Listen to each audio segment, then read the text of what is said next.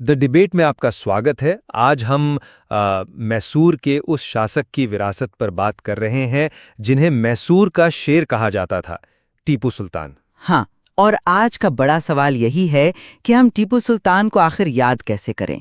क्या उन्हें उनके आधुनिक मतलब जो प्रोग्रेसिव सुधार थे उनके लिए जाना जाना चाहिए, या फिर अंग्रेज़ों के साथ उनकी जो लंबी लड़ाइयाँ चलीं और जो अंत में हार हुई उसके लिए? मेरा नज़रिया तो ये है कि टीपू की असली विरासत उनके सुधारों में ही है।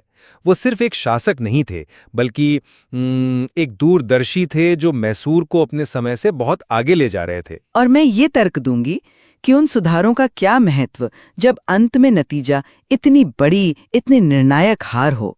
उनकी कहानी एक ऐसे योद्धा की है जो सब कुछ दांवों पर लगाकर हार गया, और मुझे लगता है यही बात उनकी विरासत पर हावी है। देखिए, टीपू ने जो किया वो कोई मामूली बात नहीं थी। उन्होंने सिर्फ क्या कहते हैं, सेना का आधुनिकीकरण नहीं किया, उन्होंने राज्य की पूरी अर्थव्यवस्था को बदल दिया। भूमि राजस्व प्रणाली में उन्होंने बिचौलियों को पूरी तरह हटा दिया ताकि किसानों से सीधा संबंध बने और राज्य की आमदनी बढ़े।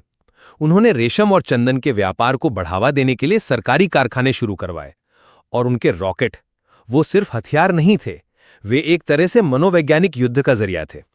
अंग्रेज पहली बार एक ऐसी स्वदेशी तकनीक का सामना कर रहे थे जिसका उन्हें अंदाजा तक नहीं था।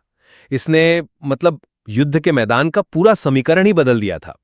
ये एक आधुनिक आत्मनिर्भर राज्य बनाने का एक पूरा खाका था। नहीं, मैं मानती हूँ कि ये सुधार कागज पर बहुत प्रभावशाली लगते हैं, पर उनकी कहानी का जो अध्याय सबसे ज्यादा मायने रखता है वो है तीसरा आंग्ल मैसूर युद्ध।